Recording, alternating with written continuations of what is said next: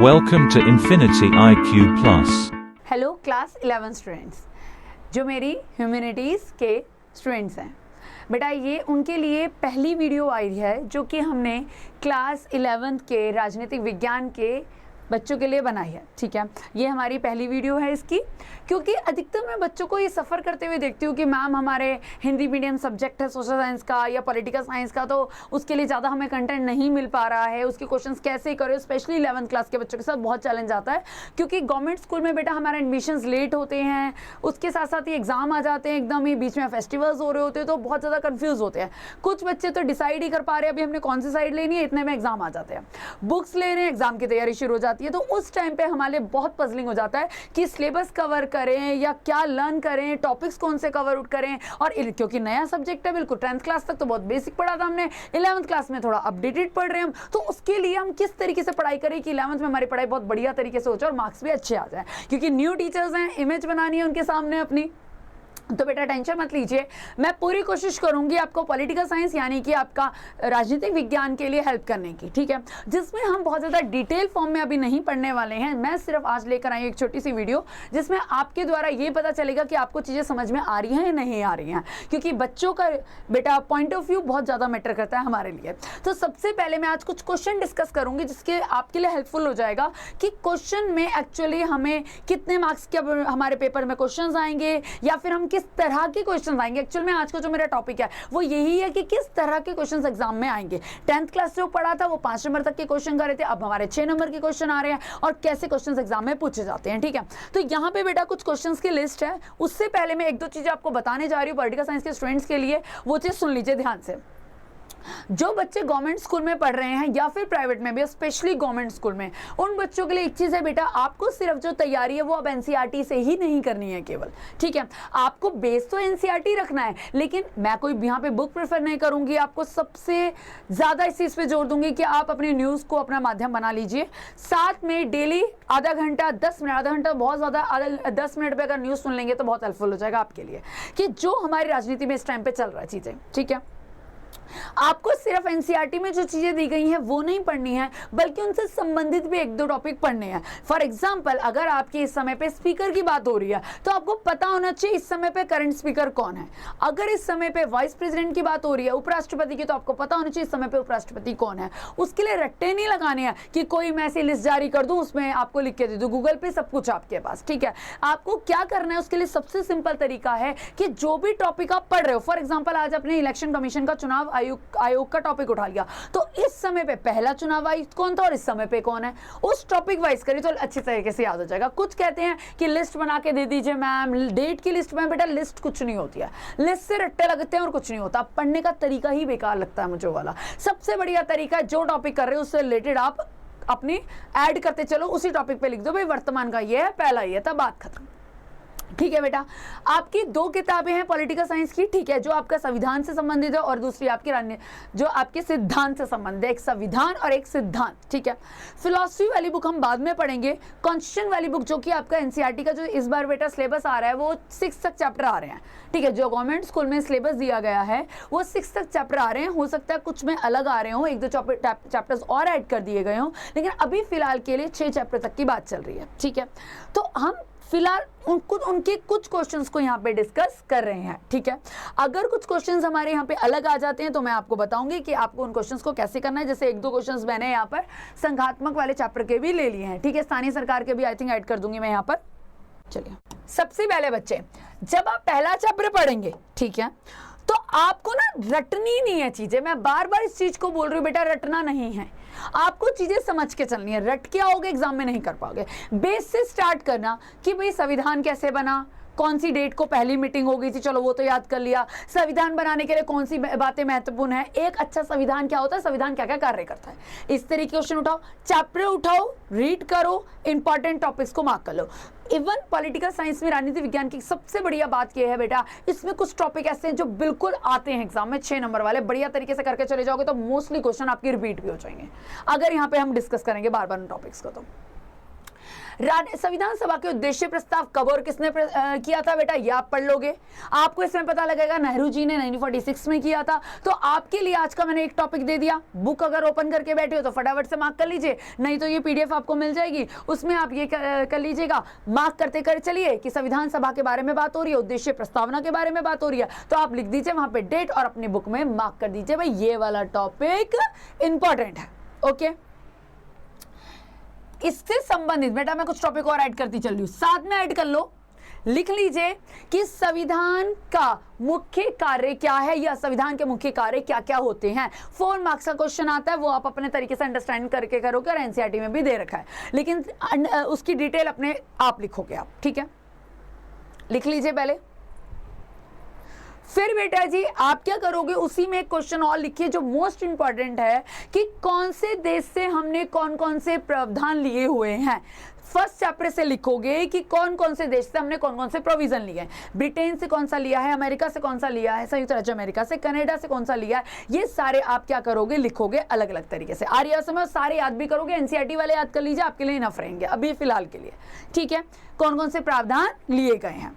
संविधान सभा के लिए 1 मार्क के क्वेश्चन इस चैप्टर पे लिख लीजिए, important for 1 mark question also. MCQs पूछे जा सकते हैं। पहली मीटिंग कब हुई थी, कितने सदस्य से कितने सदस्यों ने सिग्नेचर करे थे, ठीक है बेटा। नेक्स्ट, राज्यसभा के चुने हुए राष्ट्रपति द्वारा मनोनीत सदस्यों की संख्या बताइए। आपका बेटा ये वाला क्वेश्चन है आपके विधायिका वाले चैप्टर से। आपको 3 चैप्टर मोस्ट इंपॉर्टेंट लर्न करने हैं, इसमें से कौन कौन से, विधायिका, कार्यपालिका, विधायिका और न्यायपालिका, 3 चैप्टर आपके मोस्ट इंपॉर्टेंट है जिसमें से लॉन्ग क्वेश्चन बनते हैं, ठीक है। आपका राज्यसभा से संबंधित पूरा स्ट्रक्चर याद कर लोगे लेजिस्लेचर वाले चैप्टर में से, यानी कि आपका विधायिका वाले चैप्टर में से अगर चैप्टर आपने ओपन कर रखा है तो मार्क कर लीजिए क्या क्या संसद के मुख्य कार्य क्या क्या है। 6 नंबर का क्वेश्चन मोस्ट इंपॉर्टेंट आएगा 1 मार्क के क्वेश्चन के लिए। आपके राज्यसभा के सदस्यों की संख्या, उन्हें कौन चुनता है, राष्ट्रपति द्वारा कितने मनोनीत होते हैं, लोकसभा में कितने सदस्य हैं, लिख लीजिए।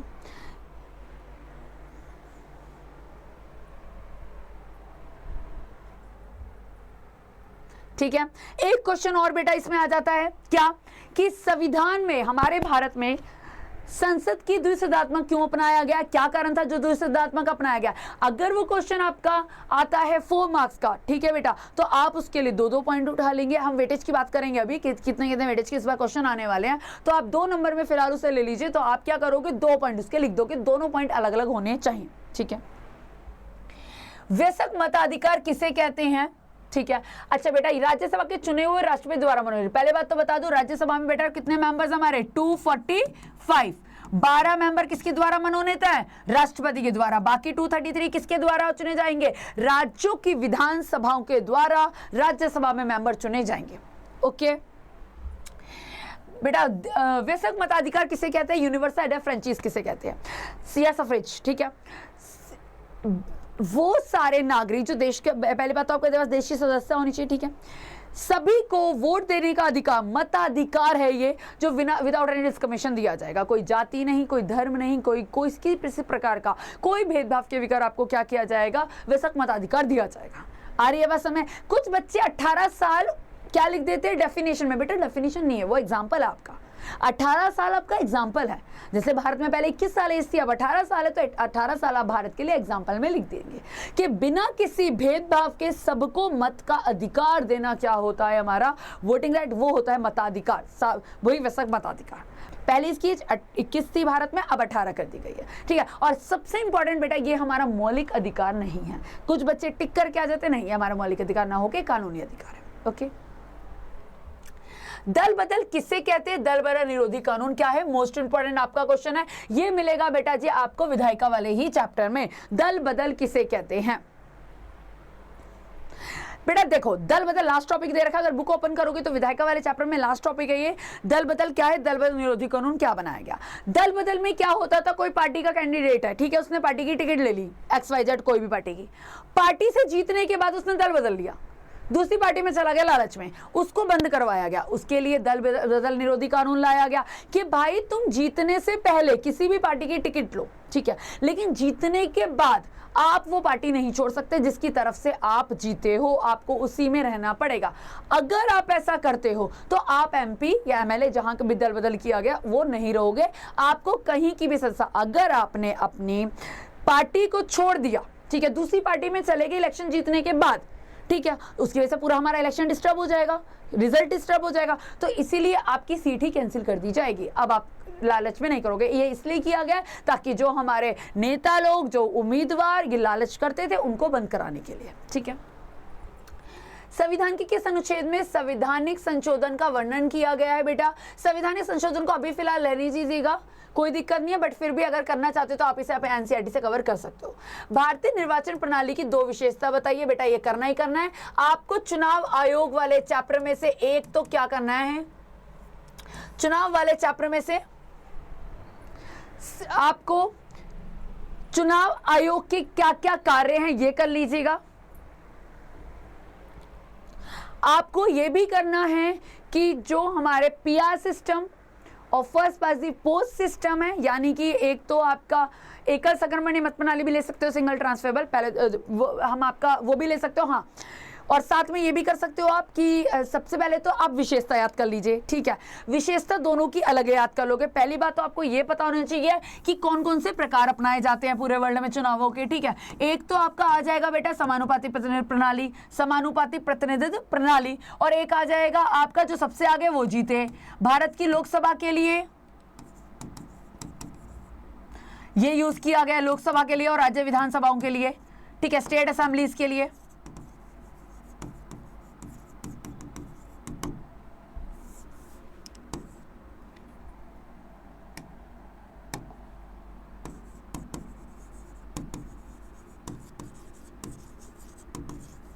और आपकी पीआर सिस्टम में भी बेटा 3 कैटेगरी आपकी बुक में। जो सिंगल ट्रांसफरेबल वोट सिस्टम है वो भारत में यूज किया गया है राष्ट्रपति के चुनावों के लिए, प्रेसिडेंट के लिए,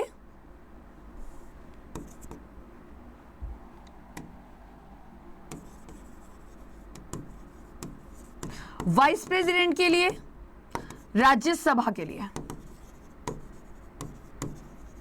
ठीक है। आ रही है बेटा बात समझ में? नहीं आ रही है?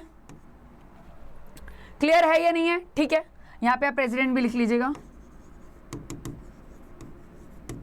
ओके, ठीक है। तो आप इसको कर लोगे, ये विशेषता याद कर लेना, पीआर सिस्टम में क्या विशेषता होती है, एफपीडीपी में क्या विशेषता होती है, फिर सिंगल ट्रांसफरेबल एकल संक्रमणीय मत प्रणाली की विशेषता क्या होती है।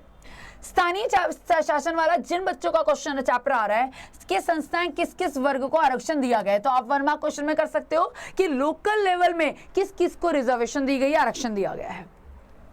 भारतीय संविधान की प्रस्तावना की 2 मुख्य बिंदु बताइए बेटा, प्रस्तावना से ले लोगे फर्स्ट चैप्टर से आप, यानी कि बेटा जी ये वाला आपका भारतीय राष्ट्रपति के विवेकाधीन शक्तियां, बेटा ये तो आपका मोस्ट इंपॉर्टेंट क्वेश्चन है आपका एग्जाम के लिए। राष्ट्रपति की शक्तियां बेटा मोस्ट इंपॉर्टेंट है, इवन आप 6 नंबर के लिए इसको रेडी कर लीजिए। राष्ट्रपति की शक्तियां और प्रधानमंत्री की शक्तियां बताइए। राष्ट्रपति की अगर एग्जामिनर इस तरीके से भी दे सकता है कि राष्ट्रपति की कार्यकालिक शक्ति बताइए अलग से, 6 नंबर में दे सकता है आपातकालीन शक्तियां बताइए। तो एक तो राष्ट्रपति की शक्तियां पक्का एग्जाम के लिए कर लीजिए 6 नंबर के लिए, ठीक है। अगर आपका 6 नंबर में आता है सारी शक्तियां, तो आप क्या करोगे, टेबल बना लोगे,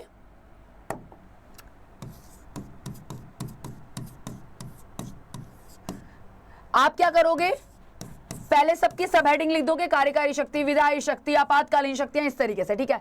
और सबके बारे में 2-2 पॉइंट लिख देना, सबके बारे में 2-2 पॉइंट लिख देना। आ रही है बात समझ में? नहीं आ रही है? ठीक है। और अगर अकेला ये पूछ लिया जाए सिर्फ आपातकालीन शक्तियां बताओ, तो आपातकाल के बारे में 3 आपातकाल लगते हैं, उनके बारे में 2-2 पॉइंट बता दोगे आप तीनों आपातकाल के बारे में, ठीक है। तो डिपेंड्स ऑन द आपका एग्जामिनर क्वेश्चन कैसे पूछता है। लेकिन फिर दोबारा बोल रही हूं, राष्ट्रपति की शक्तियां और प्रधानमंत्री की शक्तियां तो मसली कर ही लो। आ रही है बात समझ में? नहीं आ रही है? भारतीय संविधान के द्वारा संघ सूची, राज्य सूची में कुल कितने विषय शामिल किए गए हैं बेटा जी? ये आपका संघवा चैप्टर का आ जाएगा, कर लेंगे जिनका चैप्टर आ रहा है ये। लोकसभा और राज्यसभा, लोकसभा का सदस्य बनने के लिए कौन सी योग्यताएं होनी चाहिए, और इसी के साथ में एक और क्वेश्चन भी ऐड कर लो, लोकसभा और राज्यसभा में अंतर स्पष्ट करो। लोकसभा और राज्यसभा में अंतर स्पष्ट करो। एक क्वेश्चन और ऐड कर लो इसमें।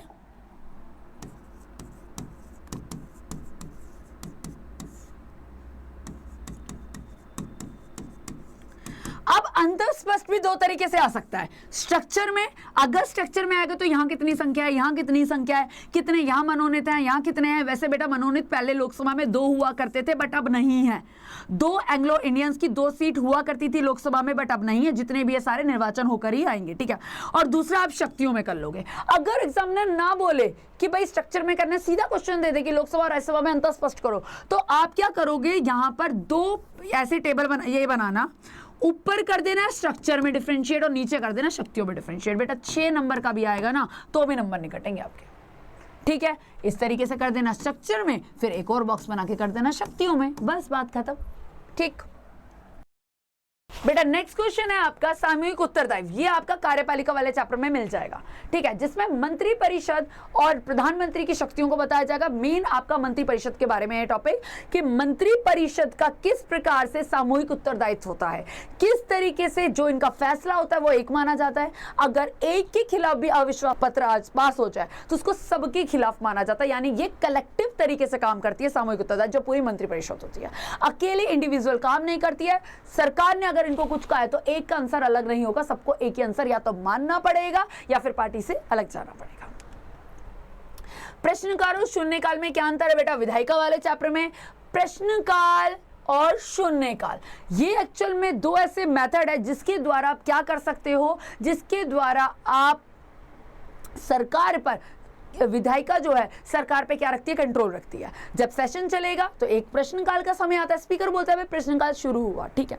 प्रश्नकाल में जो प्रश्न पूछे जाएंगे ऑपोजिशन पार्टी के द्वारा सरकार से, उनके प्रश्नों के उत्तर देने ही पड़ते हैं।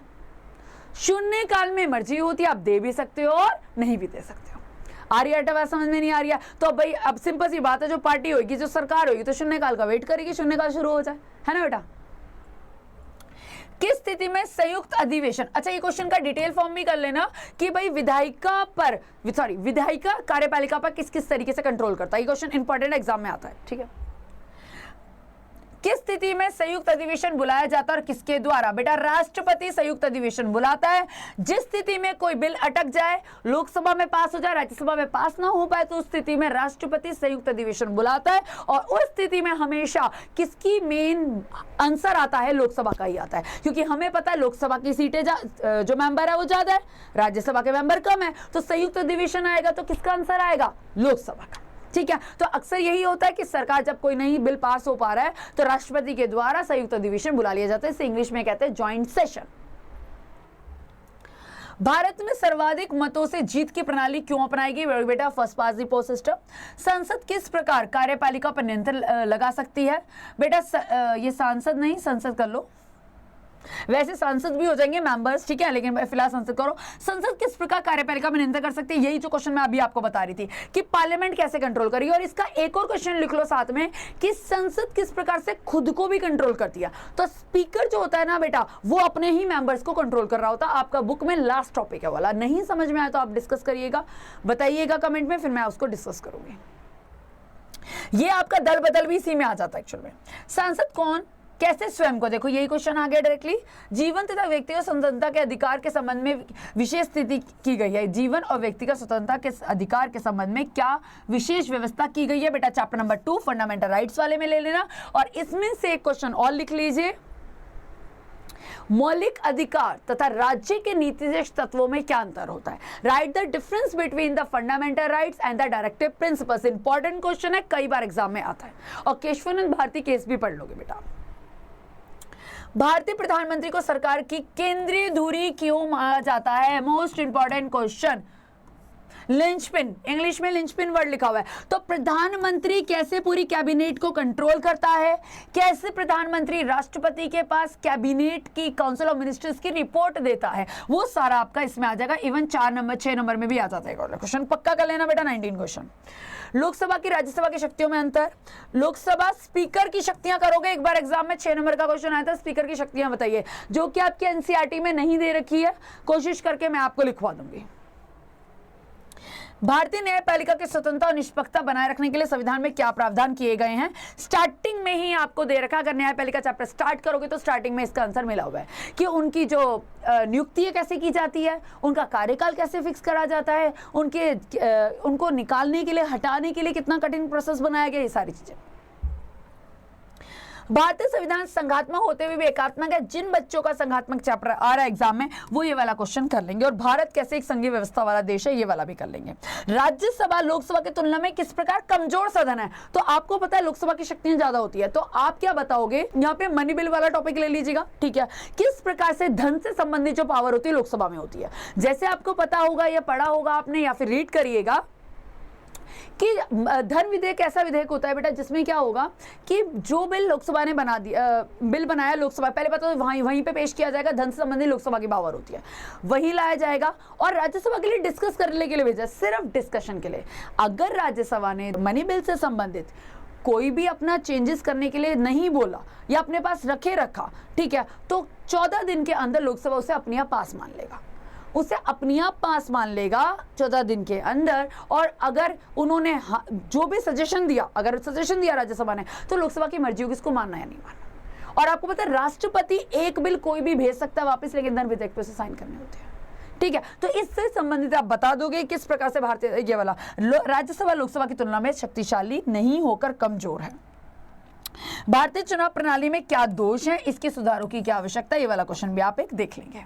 चलिए बेटा, आज तो मैं कुछ थोड़े से इंपॉर्टेंट क्वेश्चंस लेकर आई थी आपके लिए, ताकि थोड़ा सा आइडिया लग जाए कि आपको एग्जाम में कौन से क्वेश्चन आने वाले हैं। ये तो आपके मिक्स ऑफ क्वेश्चन थे जिसमें थोड़े से मैंने शॉर्ट, वेरी शॉर्ट, लॉन्ग कर लिए, ठीक है। आप ट्राई करेंगे आपके लिए लॉन्ग क्वेश्चंस लाने के लिए, ताकि एटलीस्ट आप 6 नंबर से स्टार्टिंग कर लीजिए अपनी तैयारी करने का। और कुछ क्वेश्चन जो मैंने क्लास में डिस्कस करें आप उनको अच्छे से देख लीजिएगा। अगर आपको फिर भी कोई प्रॉब्लम लगे तो आप कमेंट बॉक्स में पूछ सकते हैं।